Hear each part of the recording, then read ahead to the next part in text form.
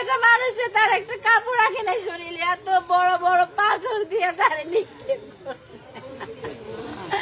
ওরা কি মানুষ, ওরা কি মরবো না, ওরা কি মরবো না। আমার এই যে সব সারা করতো। আমার বাবাকে ব্যবসার জন্য, আমার বাবার ব্যবসা চাইছে এবং আমার বাবা থেকে 2 লাখ টাকা মাসে মাসে চাঁদা চাইছে। এই দুইটাই একটা আইনত ইয়া, সেই জন্য আমার বাবা রাজি হয় নাই। সেই জন্য আমার বাবাকে, আমি ভিডিও দেখি নাই, আমি সহ্য করতে পারবো না, আমি ভিডিও দেখাই নাই। আমরা সবাই জানে, ওপেনলি জানে সবাই যেটা হত্যা। শুক্রবারে সকালবেলা কিন্তু ভিডিও প্রকাশ হয়েছে। ভিডিও প্রকাশ হয়েছে গতকালকে। আপনারা কি আগে থেকে জানতে পারছেন? হ্যাঁ, আমরা আগে থেকে জানতে পারছি। কি জানতে পারলেন? মানে কারা কারা করছে? আমি সবার নাম তো জানি না, কিছু মানুষের নাম জানি, যেরকম টিটু, মইন, ছোট মনির, লম্বা মনির, তারপর রনি, কামাল না, কামাল না, কাউসার মোল্লা, কাইয়ুম মোল্লা, কায়সার হচ্ছে ফোন দিছে। হ্যাঁ, যখন আমার মামা বাসায়, ওই কাউসার ফোন দিয়ে আমার মামার বাসা থেকে বের করছে, বলছে যে তুমি তাড়াতাড়ি আসো, তুমি তাড়াতাড়ি আসো, দোকানে আসি, তুমি তাড়াতাড়ি আসো। ওনারে অনেক রকমের মানে মেন্টাল ক্রিয়েট করছে। কোয়েশ্চেন গুলো ওকে না করে আচ্ছা, ভিডিওটা পরে প্রকাশ হওয়ার কারণটা ছিল কি? পরে হচ্ছে গিয়া আমি প্রেস ক্লাবে গিয়েছিলাম, বরগুনা প্রেস ক্লাবে। আমার কাছে তার আগে অনেক ভিডিও ছিল, হিউজ পরিমাণে ভিডিও ছিল আমার কাছে। তো আমি এগুলো পেশ করার মতো এই মানে প্ল্যাটফর্ম পাচ্ছিলাম না, তো যার কারণে এটা একটু লেট হয়েছে। আর এই আমার কাছে যে আপনার পাথর নিক্ষেপের ভিডিওটা আসে আপনার আগামীকাল 9টার দিকে, সকাল বেলা 9টার দিকে। তো ওইটাই আমি আমার একটা কলেজ, আমি বরিশাল ভার্সিটিতে পড়ি, তো ভার্সিটির আমাদের পেজ আছে, পেজে আমি এটা আপলোড করি।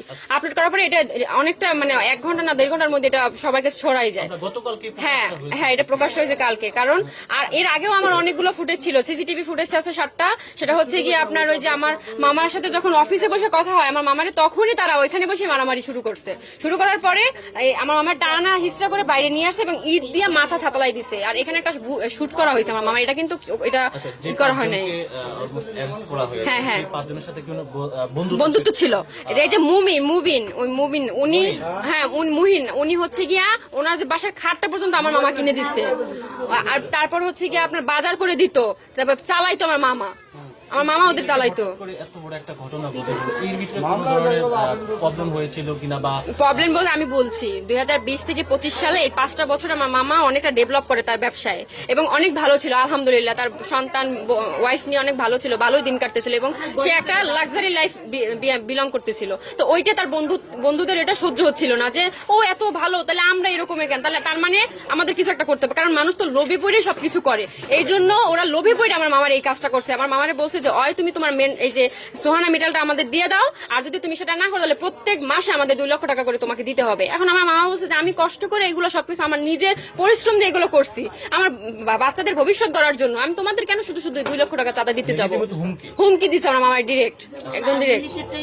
আসলে আপনারা যখন আপনার মামা নিয়ে